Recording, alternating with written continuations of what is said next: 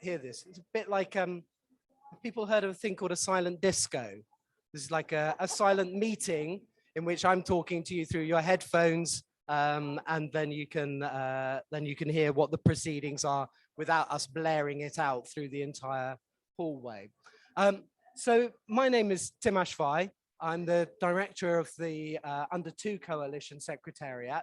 I'm also director of the Climate Group, which is an international NGO that is based in London.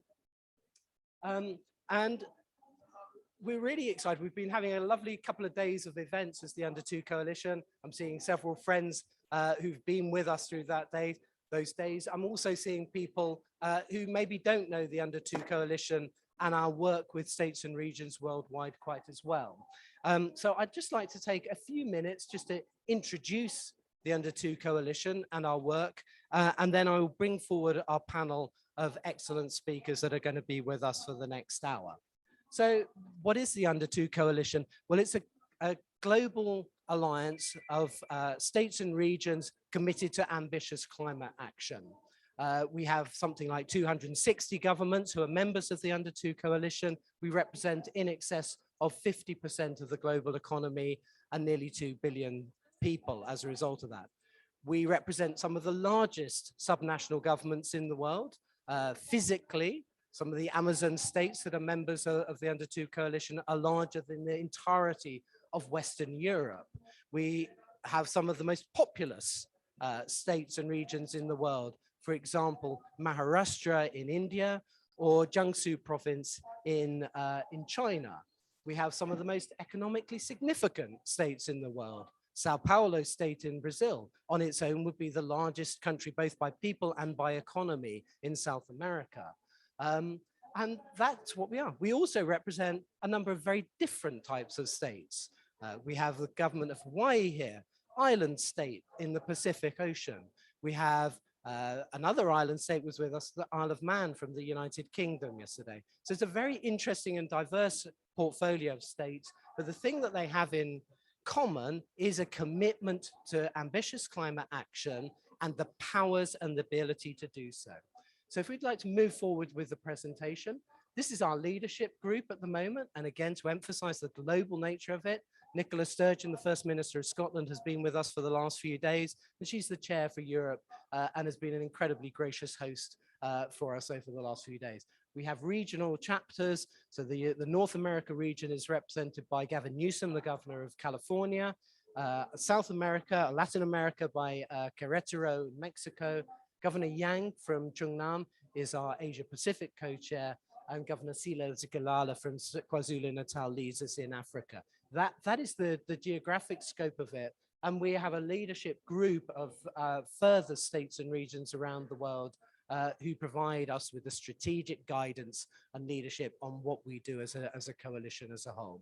So the next slide, please. During the course of the last year, we've been involved in a really interesting discussion as a coalition. People who are sharp-eyed or thoughtful might observe the fact that the Under2 branding links to the Paris Agreement. But over the course of the last year, we've been thoughtful around the urgency of the action on climate change and the move towards net zero. And in the last month, we've transacted a change to our joining arrangements, our memorandum of understanding, to set out that net zero by 2050 is the coalition's goal. Each individual member will try to get to net zero at the time that they're most capable of. So Scotland, for example, have committed to net zero by 2045 because they think that they have the resources and the responsibility to get there sooner. We understand, for example, with our Indian states who are just starting as a result of the announcement by the Indian government last week on the journey towards net zero, that goal is likely to be beyond 2050. So next slide, please. The important thing that I always stress around the Under2 Coalition is that it's a coalition of action. It's not a coalition of advocacy. It's not politicized in that we are trying to influence other people. What we are saying is that we do the work. It is our responsibility to deliver the changes that we want to see in the world. And for example, we work on accelerating the take up of zero emission vehicles. And we do that because we've got such a great membership that we're able to learn from one another and share the knowledge and understanding of one state, not to replicate it, but to take inspiration from it in another state, because every jurisdiction's circumstances will be different and particular. The decarbonisation of industry is a key area for us. Fuel switching, carbon capture, innovative process changes, green hydrogen, and the sorts of topics that we've been looking at. We're aligning the membership as a whole around net zero, but what does that mean? What does that mean in practical terms, in terms of the institutionalization of net zero as a goal and as a target? And we'll be doing further work to take that down through sectoral things. What does decarbonization of heavy industry, vehicles, your power sector mean? And that's the body of work that we're going on next. But particularly important for us, we started out as industrialized regions, or in developed countries, or the most industrialized regions within developing countries. But we, since 2017, been very actively trying to grow our membership in developing countries. And we set up something called the Future Fund, which is our mechanism where our members from developed countries provide funding support to our developing country members in order to be able to participate at COP, in order to be able to deliver practical projects on the ground as well. So next slide, please. And these are just some further areas of work. And I just wanted to call out a couple of things on here. Short-lived climate pollutants for me has been almost like the breakout topic of COP. I think the global methane pledge was really well covered and understood in a way that I think it's quite a subtle thing around short-lived climate pollutants, the accelerants in them, the need that urgent action really can deliver something very material very quickly. And if you don't, then the consequences are very much worse. And so that's been a key area of work for us. And we've also been doing a lot of work around transparency and what do modern transparency and accountability measures look like? How do you use modern technology and data, AI, in order to provide much more real-time information than we currently have around emissions, where there's a very manualized process to collect data from multiple sources and aggregate, in some cases, data that's as much as 2-3 years old, even with the best systems. So how do we do that better? And there's some really exciting technology around that that's coming out. People will have heard the Secretary General of the UN, Guterres, talking around a process around non-state actors and verifying. It's important that we demonstrate, because for too many people, statements around commitments don't necessarily lead to actions, and they don't trust the actors in the world, whether it's businesses or governments or city authorities, to be acting or to be doing better than marking their own homework in this area. So I'll just bring this towards an end. So next slide, please. One of the things that we've been really focused on is this question of 2030. If we need to reach 2050 at net zero, by 2030, we need to be pushing towards halving of emissions.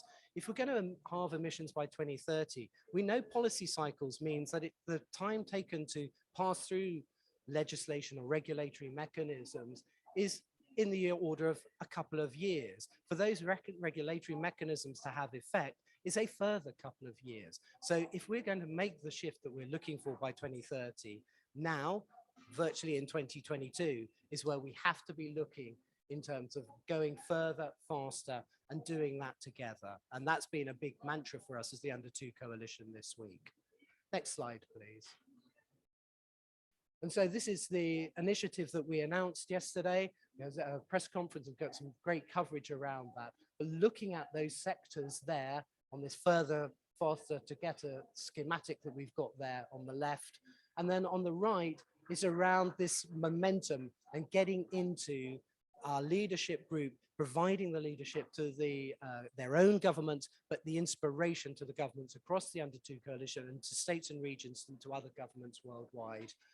And that's what we're doing, and spinning out of this COP, very much cognizant of coming to COP in Egypt next year for an Africa COP, and a very interesting kind of journey there as we start to explore different issues around energy access, modern energy services, transportation, living conditions, and good quality modern housing.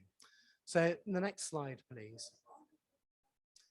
I emphasized a little bit around knowledge. Our steering group yesterday one of the things that they really emphasize is share the knowledge. There's so much knowledge that exists in the world. For a long time, we've talked around in the climate world around the importance of innovation, about doing things differently, whatever. I think we're beyond that. I think the adoption curve is telling us we're in a different place. We know what the technologies are. We need to think around how governments, how business community, how the asset owners and investors work together to create business models and ways of being able to do stuff and unlock that.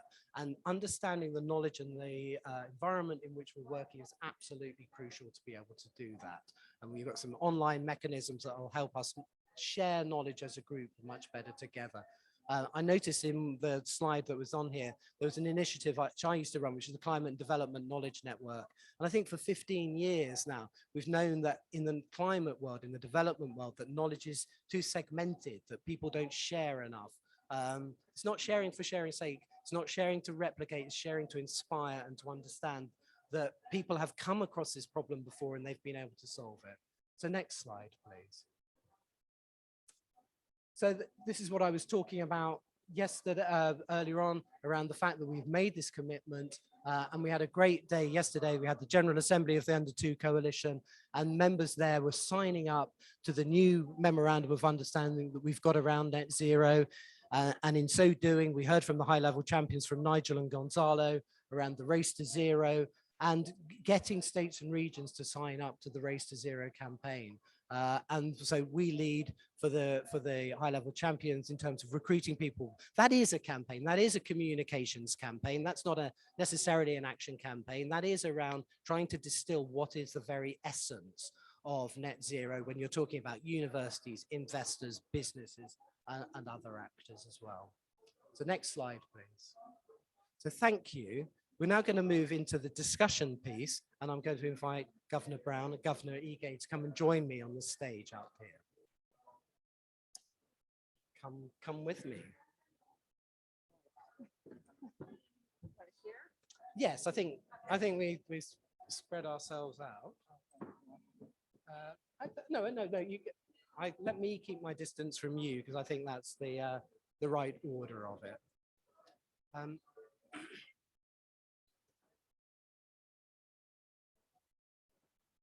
Governor Brown, for those who don't know, Governor Brown of Oregon and Governor David Ige of Hawaii. Governor Brown, I'm going to turn to you in the first instance.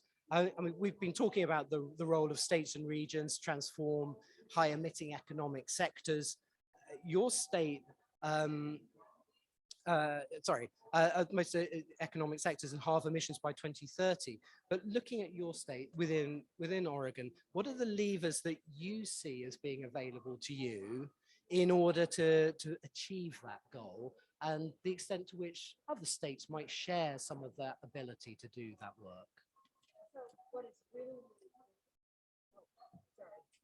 Thank you. Thank you, Tim. Delighted to be here. What is really clear in Oregon, West Coast state, is that climate change is hitting us like a hammer in the head. 3 devastating events this year alone. In February, we had ice storms, unprecedented, 1 million people without power. Number 2, this summer, we had the bootleg fire. Smoke from this fire reached all the way to the East Coast, New York. And the 3rd event, a heat dome event, unprecedented, 3 days of 116 degrees, 46 degrees Celsius. We lost over 90 Oregonians. So it has motivated me to push as far as we can, as quickly as can on our climate action plan. So I think there are, generally speaking, 3 levers that we can push to change people's behavior. One is the people themselves. Number 2 are policies. And number 3, I say pennies, money. So let me talk about policies first. The state of Oregon has moved quickly to reduce climate emissions in 2019, I signed a bill that would move us to 100% clean, green electricity by 2040. So we are going to move quickly in on that. That's the legislative route. On the executive route, the legislature failed to act a cap and trade plan. So I moved to an executive order to cap carbon emissions and increase energy efficiency for buildings and for appliances. And we're moving forward on our plan to adopt EV vehicles throughout the state. In terms of pennies, the money side, we know that our communities of color are disproportionately impacted by climate change. So we need to invest in these communities and make sure that the burdens moving forward are not exacerbated. So we have adopted a number of policies centering the voices of our Black, our Brown, and our Indigenous communities that will help move them forward. Two quick examples. Number one, we've invested in EV rebates. It's on the hood, $7,500, new and used vehicles. It's a game changer. And the second one is to enable our PUC, our regulatory authority, to make sure that our low and moderate income families are not disproportionately impacted as we transition to cleaner electricity. The third piece is people's behavior. And one really quick example is the work we're doing to reduce food waste. We know that food waste causes emissions, but we also have a moral imperative to tackle it.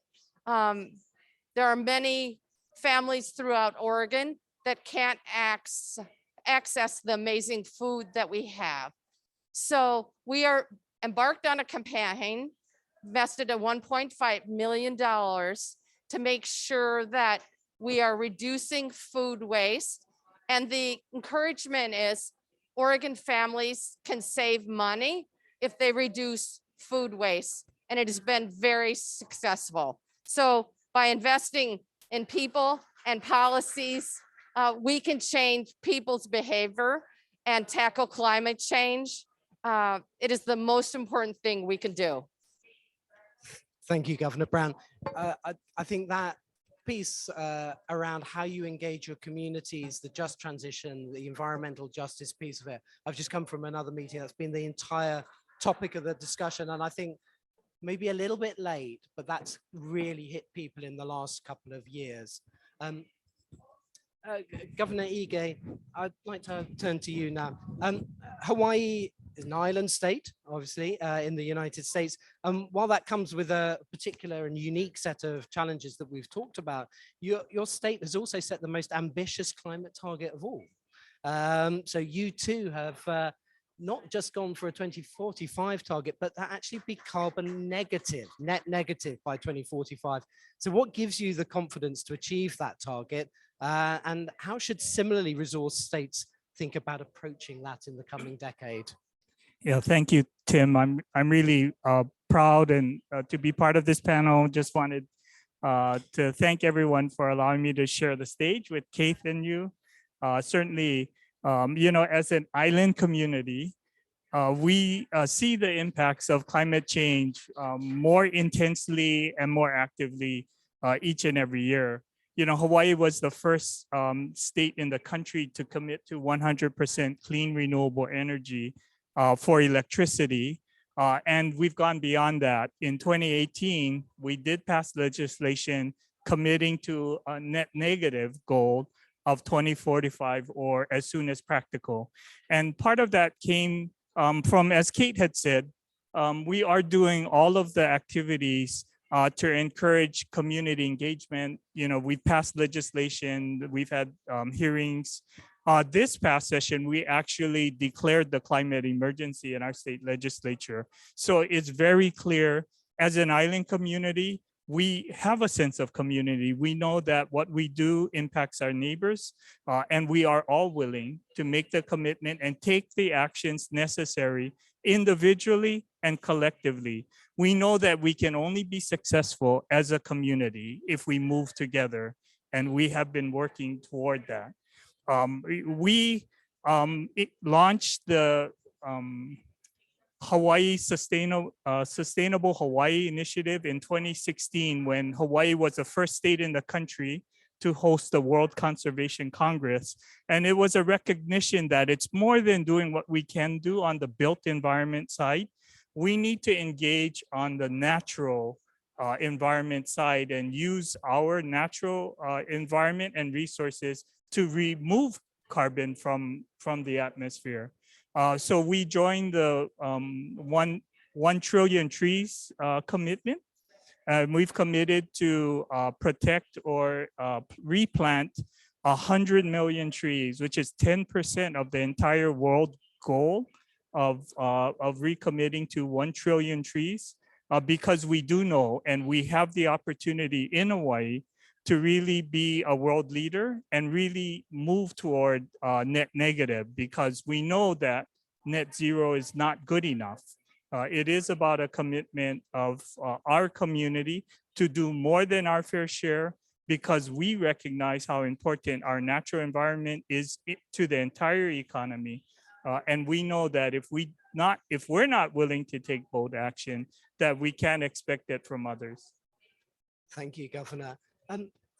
My follow-up question is actually just one to the pair of you, which is climate change headlines around the world. You talk about the emergency. Where do you think the gap to understand the emergency is happening, and how can your states help us to address that? Well, that's a really good question. And I think there are two gaps that we're struggling with.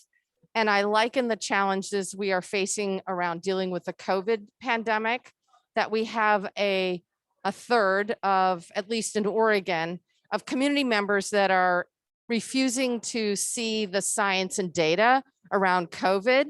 And interestingly enough, I'm suspecting it's the same third that is refusing to see the science and data around climate change.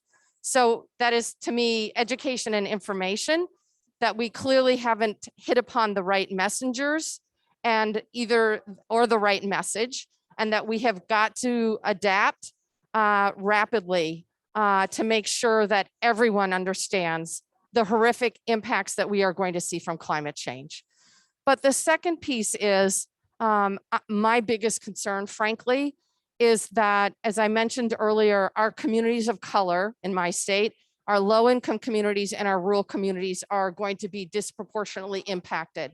We know from the pandemic, we know from current climate change events that have been happening. And so how do we make a paradigm shift so that we are centering these voices, making sure they have the tools and the resources so that we are not exacerbating the impacts of climate change on them. I mentioned some of the financial investments that we are making, but I think we have to do more.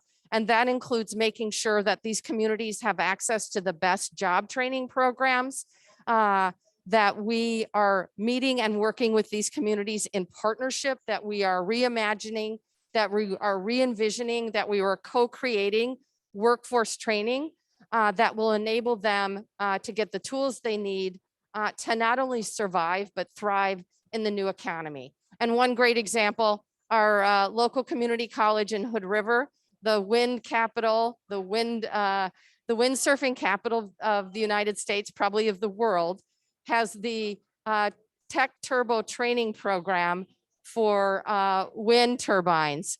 And so students right in the gorge can learn how to go operate and repair wind turbines. So it's a great example of, in the region where the jobs are, good paying jobs that are sustainable. That's easily the coolest example of a locally exploited opportunity to address climate change that I've come across in a while. Thank you, Governor Brown.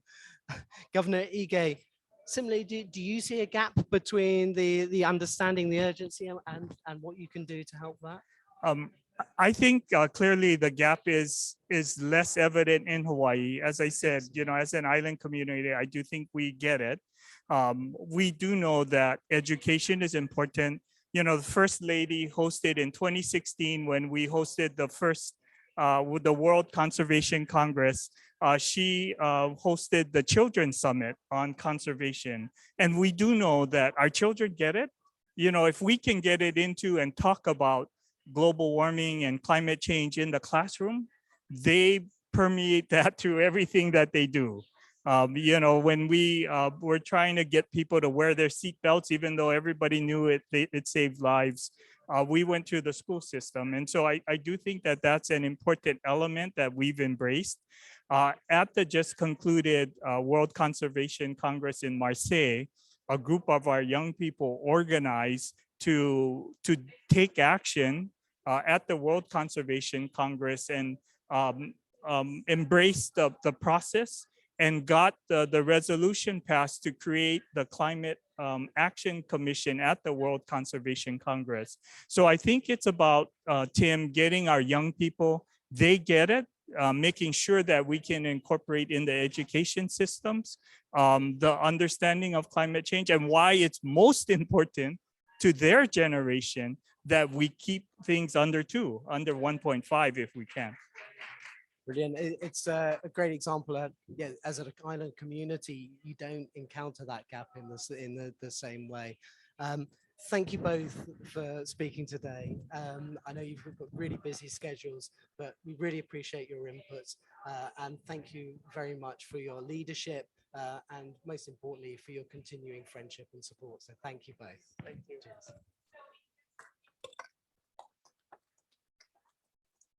I think if you warm them properly, yeah. Thank you, Dave. So I'd like to just now carry on and call further colleagues up to the panel. Benoit Charette, Minister of Environment and the Fight Against Climate Change in Quebec. Eduardo Trani, who's the Secretary for Climate Change in Sao Paulo, and Saida Rodriguez, Secretary for Environment in Yucatan.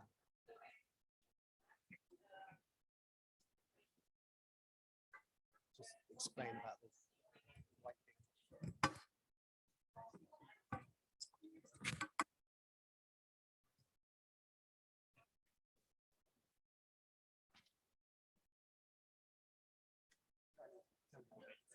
Good morning, nice to see you.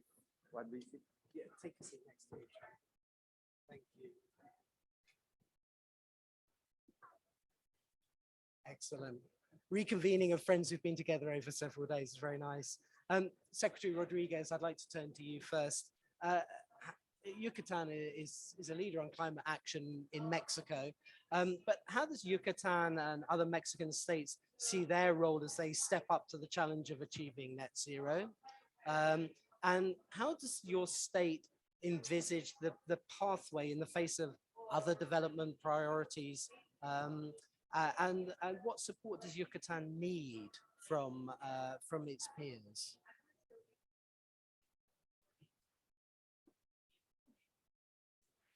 Thank you. It's on? Yeah, perfect. It's a little bit weird, not hearing yes, it is. But we have to get used to it. Thank you, team, for the invitation. It's a pleasure to me be here with you. And I would say, Tim, that not only in Yucatan, but also in Mexico, we see ourselves, like local governments, as gears in a machine, that we are able to work together to achieve our net zero goals. And it's a little bit hardish because of the lack of capacity that it used to have, but we have been working for a while, not only in Yucatan, as you said, but also in a couple of states, and to improve our human resources capacity, also the tools. We have been work a lot in companion of Under2 coalition, of course, and other instance to improve that capacity. And we think that we are ready to go on.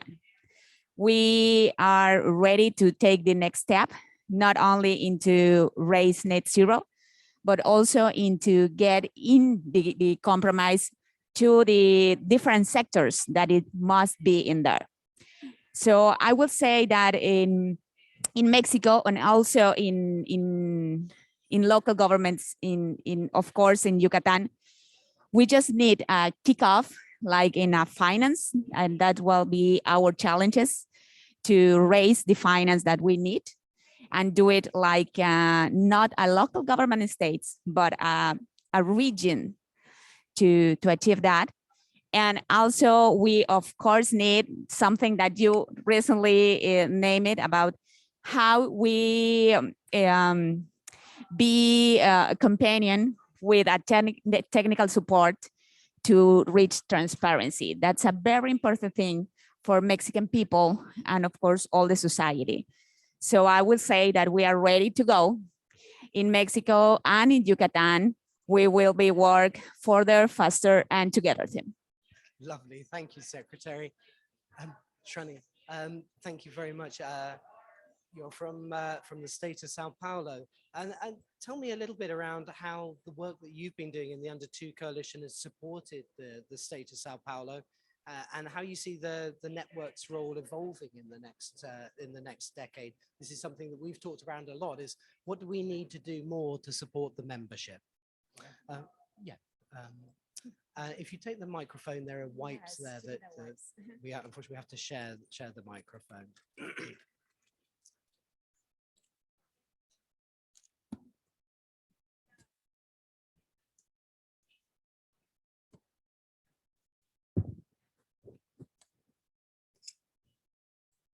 Lovely. Thank you. Good morning, Tim. I'm very proud to be here with you today. I think it's a very important meeting and like to keen everybody with us.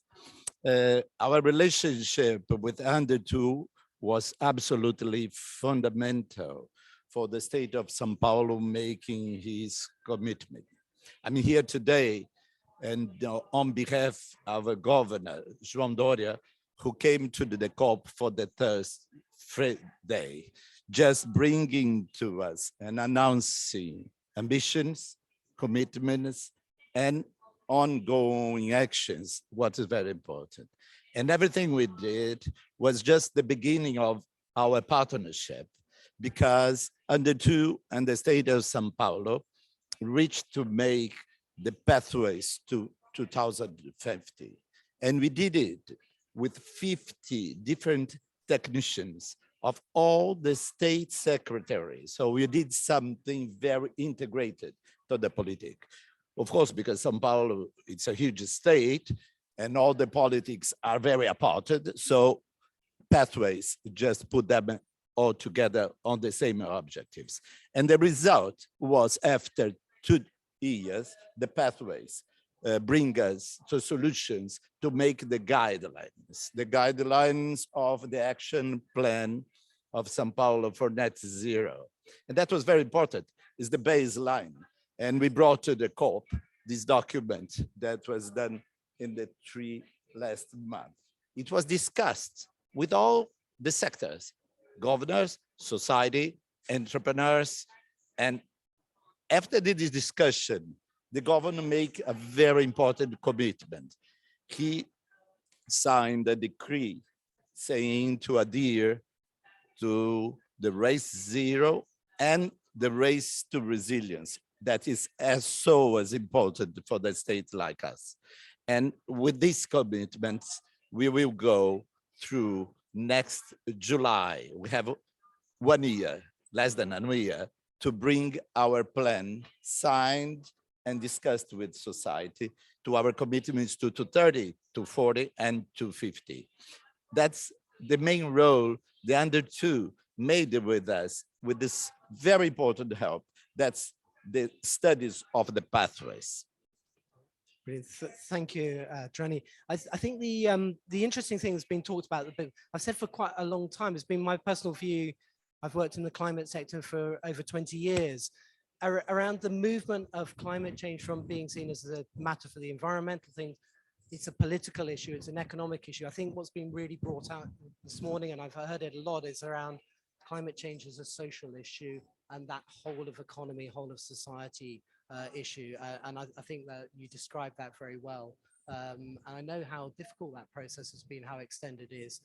And I should acknowledge the support that the Under2 coalition has had from the government of Norway, actually, in being able to do that. It was a long run, 3 years of support that they were able to give in order to take you through that journey. It's the process, it's the journey, it's not just that document.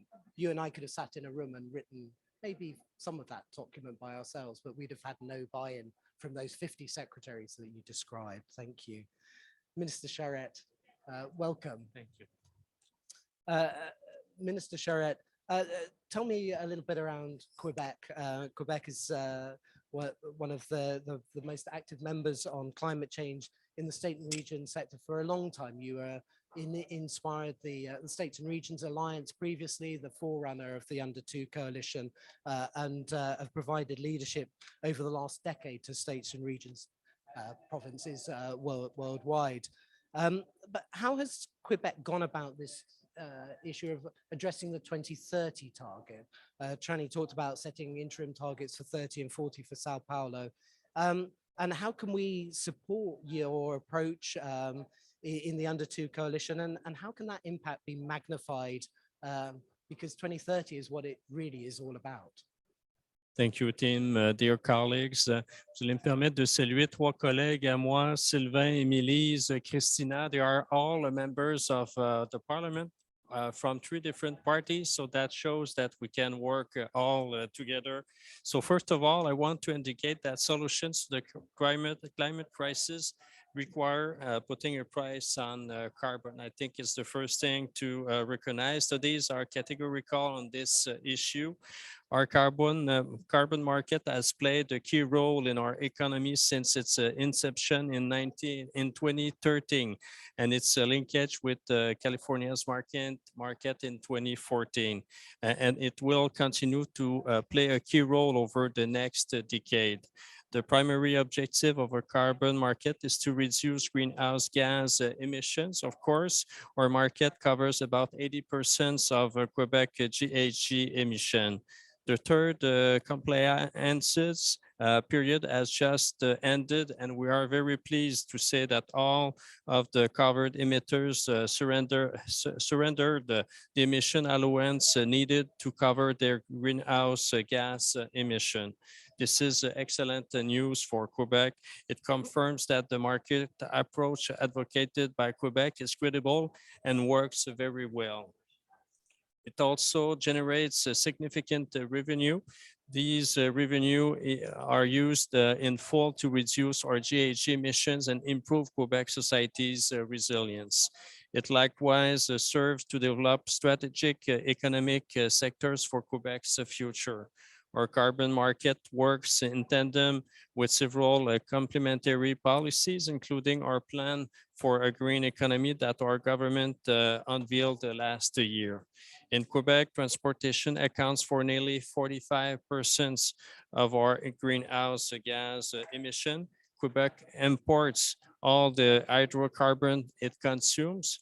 The transition to electrified transportation is a natural and strategic solution for Quebec. Our hydroelectricity is a clean, renewable energy. The 2030 plan for green economy, therefore, focuses primarily on electrification and in particular on the electrification of our transports.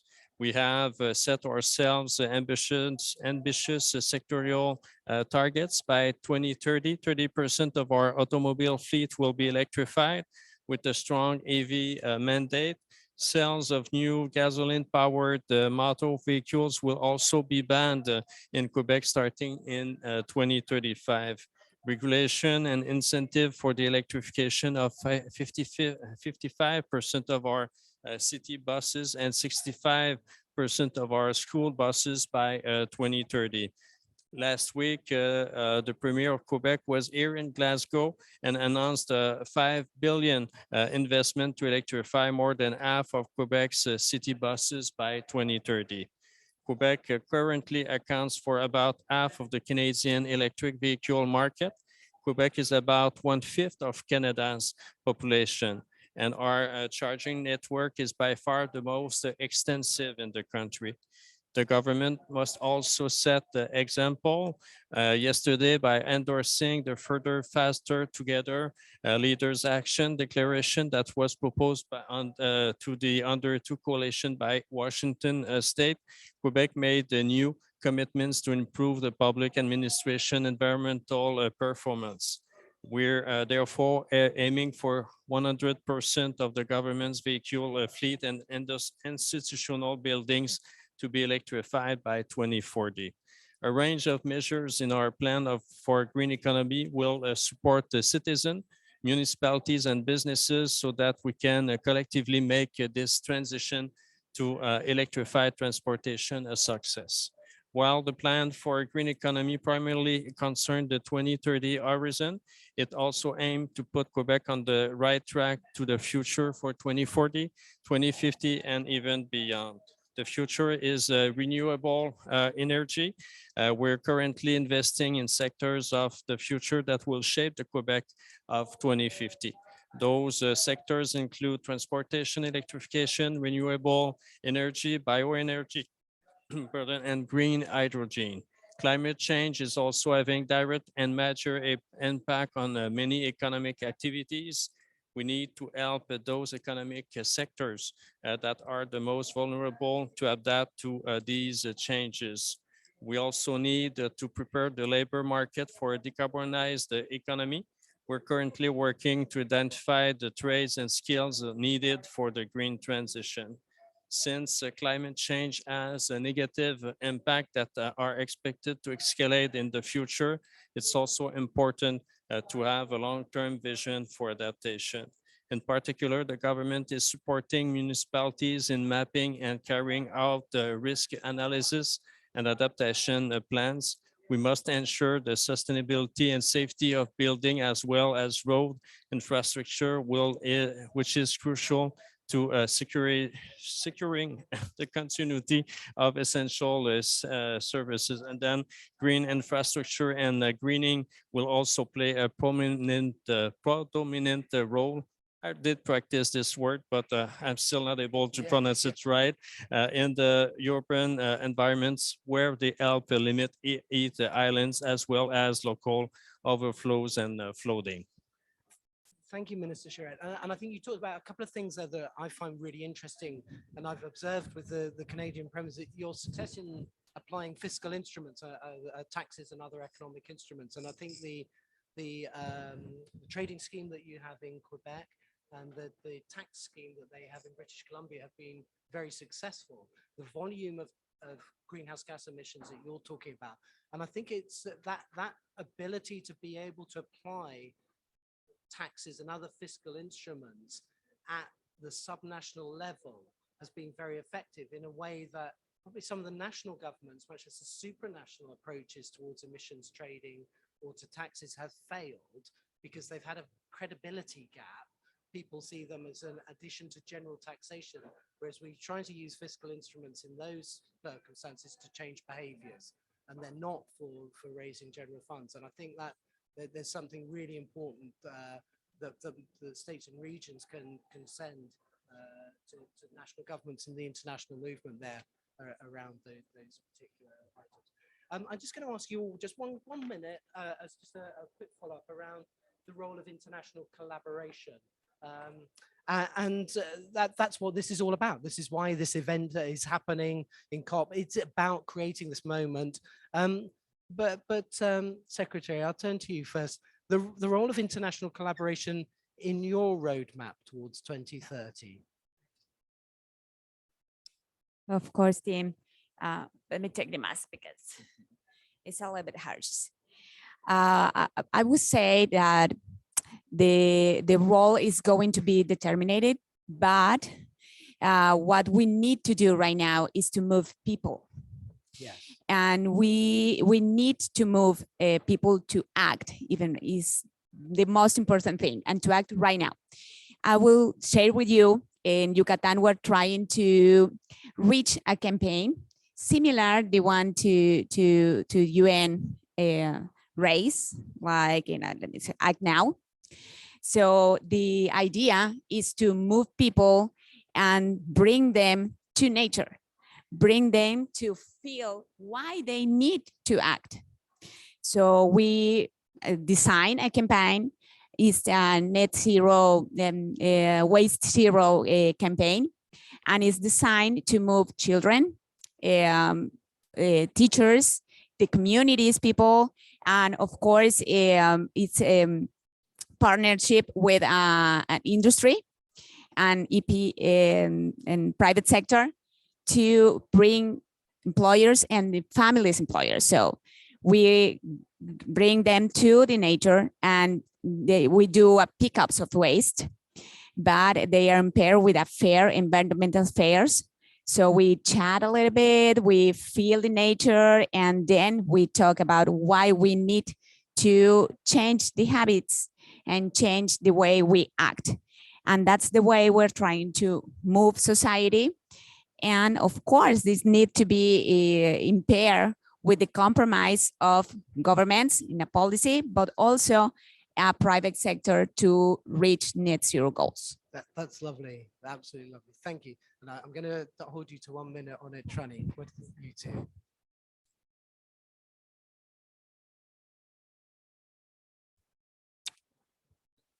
I'd say that the international effort to us in São Paulo, I think it's very important in this phase.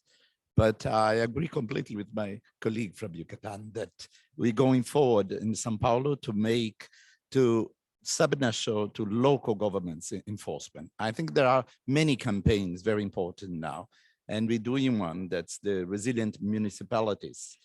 That's a walk to go down because the state of São Paulo is too big, and otherwise we won't find our goals. Otherwise we put people on it.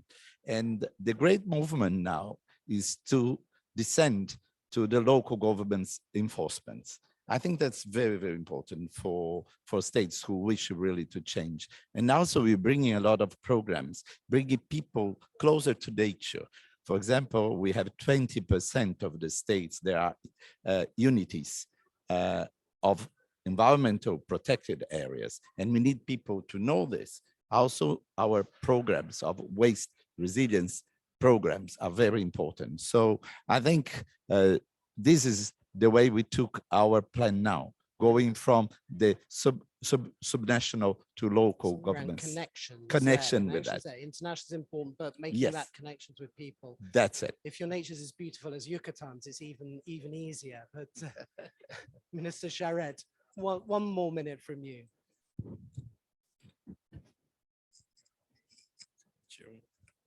Well, Quebec works within a number of international organizations, including the Under2 coalition, to meet the immense challenge of fighting climate change. The link to Quebec-California market is a great example of collaboration between two governments that facilitates and accelerates the decarbonization of our economies. We are very active when it comes to sharing our experience in carbon pricing. Quebec and California are long-standing partners, and other partnerships are imminent. Watch for announcement in the coming days. I'm quite confident. And recently, Quebec also joined a coalition of states that want to accelerate the marketing of zero-emission heavy-duty vehicles in North America. In matters such as this, they are so economically and technically complex. Joining forces enables us to break down the barriers more quickly that are preventing the massive use of these technologies. International collaboration also entails helping the most vulnerable countries deal with the climate change. Our premier a few days ago, François Legault, made another important announcement, a new contribution to the Adaptation Fund. And in 2019, we were among the first federated states to contribute to this fund with an allocation of $3 million. This year, the Premier announced that we would more than triple our support for the fund by contributing to $10 million. This makes Quebec one of the most active federated states on the international scene in terms of climate finance. Lovely, thank you. Thank you to our panelists. Thank you very much for your input. We've heard from colleagues from Canada, from the United States, from Mexico, from Brazil. We've followed down the spine of the Western Hemisphere. And I'd like to thank you now and to call to the stage Michael Matheson. Michael Matheson is the Net Zero Cabinet Secretary for the Scottish Government, and he'll provide our closing remarks. Thank you.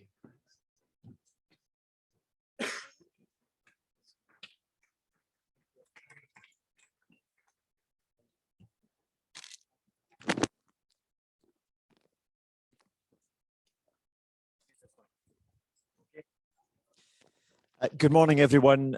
Thank you very much, Tim. And I've really enjoyed listening to the panel discussion this morning and to hear about the breadth and scale and level of ambition that's been taken forward by a number of different state and regional governments across North America.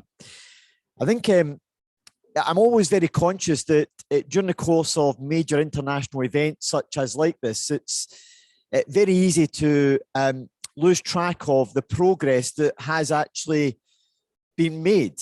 And I think it's worth taking a step back and considering the fact that under the Under2 coalition, we are now the world's largest subnational climate leadership group, helping to ensure that we drive ambition from states and regions and mobilising governments to commit to taking forward greater action. Just yesterday, the updated Memorandum of Understanding, the Further, Faster, Together coalition paper, which was produced at the General Assembly, sets out some of the very clear steps that will be taken forward by those parties who have signed the Memorandum of Understanding. And alongside that, our Net Zero Futures Initiative, we have also helped to build knowledge and capacity in tackling the climate crisis right across the globe. And it's through this action that will help us to make sure that this decade is a decisive decade, which is focused on taking forward the measures that will help to avert the climate crisis. Governments of all levels have an important role to play in tackling the climate crisis.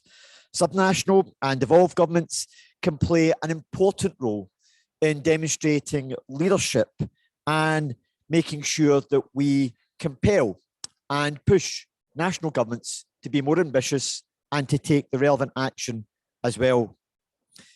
Of course, it's UN member states who will sign treaties, but it's often not the member states that will be responsible for implementing and taking forward the actions that are necessary to deliver on international treaties. For over half of the emissions that need to be cut, this requires, at a global level, action to be taken by local governments, states, regions, and devolved nations, just like Scotland. We are very often much closer to communities, which can also help to ensure that the measures and the approach that we take is reflective of the needs and aspirations of local communities. Therefore, the role of subnational governments across the world will be critical in helping to deliver on international treaties to tackle climate change.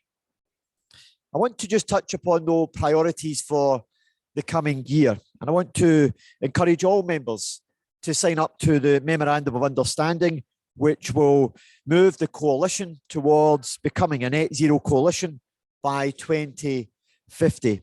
A clear commitment to take action that will help to, I believe, mobilise party governments to take the necessary steps to ensure that the 1.5 degrees goal is alive.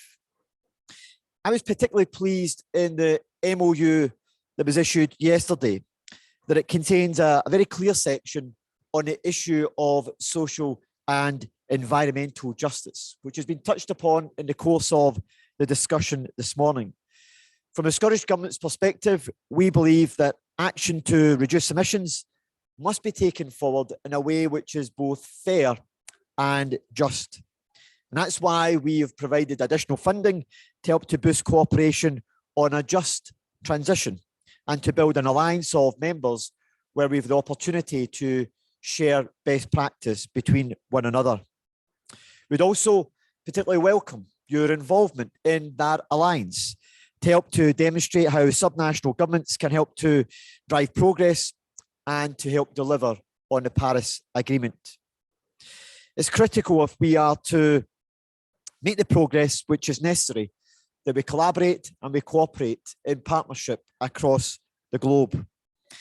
The final plea that I would make this morning is to encourage members to also sign up to the Glasgow Food and Climate Declaration, of which we are a co-signatory. This is to highlight the role that subnational governments can play as a progressive force on food and climate issues. And I would encourage you to consider signing this particular declaration while you're here in Glasgow. As a progress we know has been made over recent years, we know that we must also do much more. 2022 is a chance for us to show real climate leadership and to deliver ambitious outcomes for a just future. This climate debate is one which will go on for many decades, but this decade will be the decisive decade in the action that we must take. We all have to play our part in helping to make sure we keep 1.5 degrees alive. I've got no doubt that the Under2 coalition will continue to grow and be a leading force in making sure we deliver on our climate ambitions.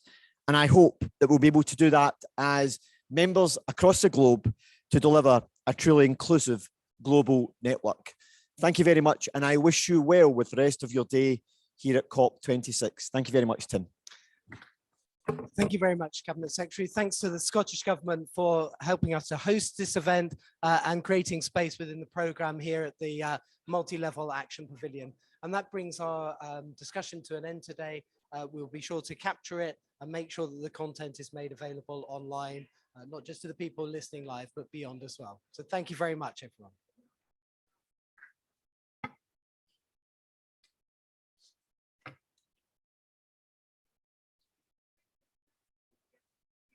One picture every time.